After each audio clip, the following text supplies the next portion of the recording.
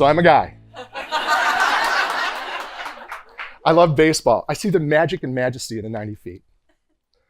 There's a aesthetic to baseball, nonlinear quality that I find beautiful.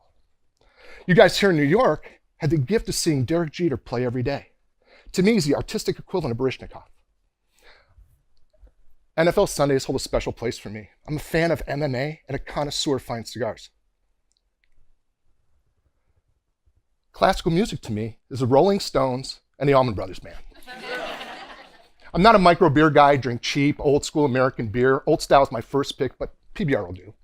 I drive a pickup truck, but my vehicle of choice is my Harley. I love my bike because it's an experience of freedom and the ability to connect with everything and everything around me, everything and everyone around me. See, when you ride a Harley, it's seldom about the destination, it's always about the pure joy of the ride. And I love Clint Eastwood and John Wayne movies, right? Where things were simple and men were men and the bad guys got their asses kicked.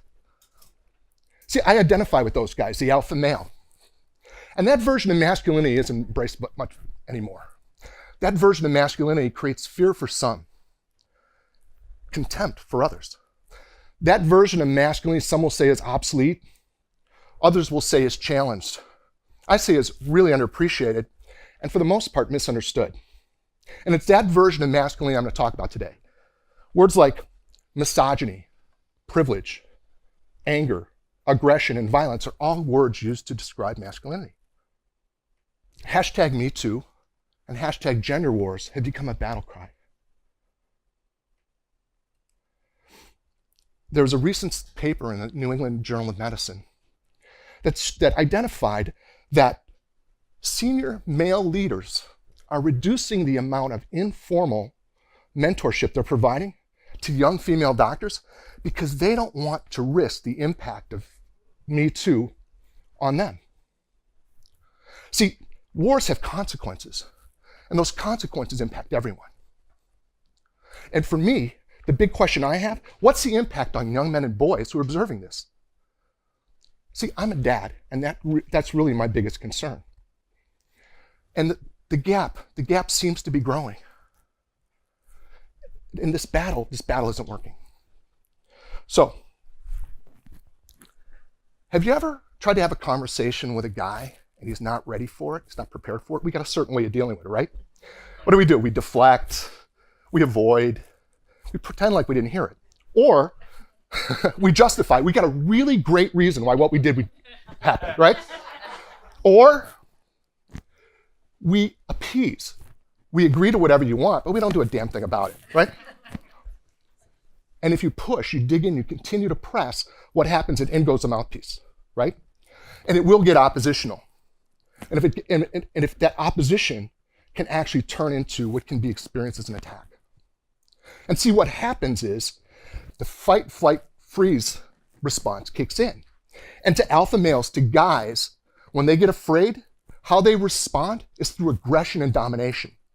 It's win at all cost. It's win or die. Now, justifying, deflecting, and dominating doesn't work.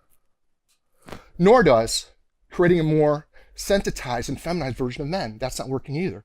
So if you're like me, you feel like we're kind of stuck. See, I really like women. I love people. And to me, war is never the answer. Nor is destroying the construct of masculinity. So, you guys ready to get some on you?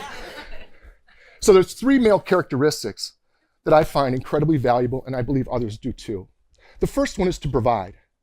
To provide a world, an environment, where people have the resources and the space to live the lives they love, to live them free of judgment, free of oppression, to live them freely. To create the environment so that they're respected, so they're respected and they have opportunity. The next one is to protect, so that all people know they're safe. So people have the experience of being cared for. And the last one is to leave a legacy, to leave this place better than we found it, right? To create an environment such that, or to create the environment such that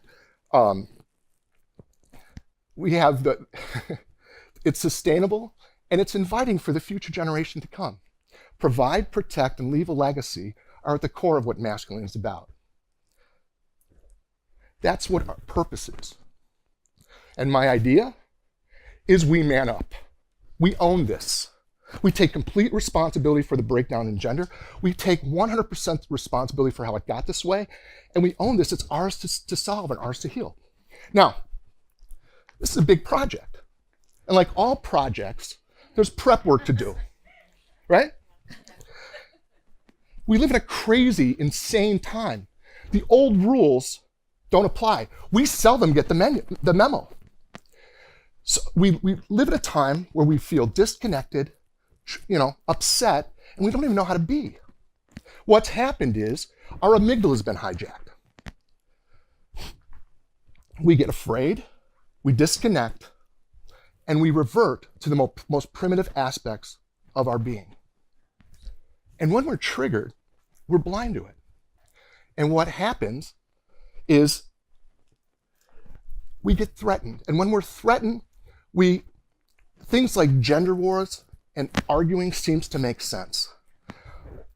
Building walls, arming ourselves, identifying the enemy, and protecting our borders are predictable realities.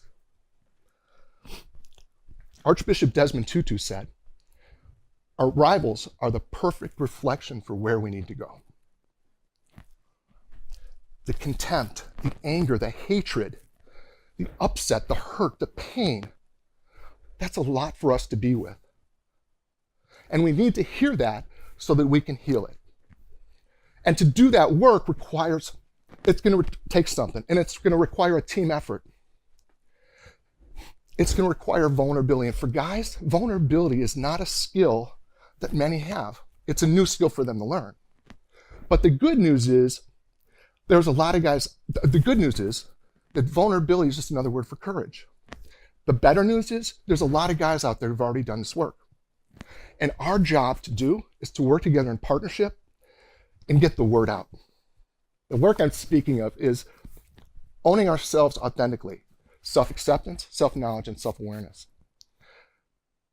The place we have to begin is to own our darkness, own our fear, own the ugliness we've engaged in. From there, and the way to begin that is through forgiveness. And the person we have to forgive first is ourselves. Then we can forgive others.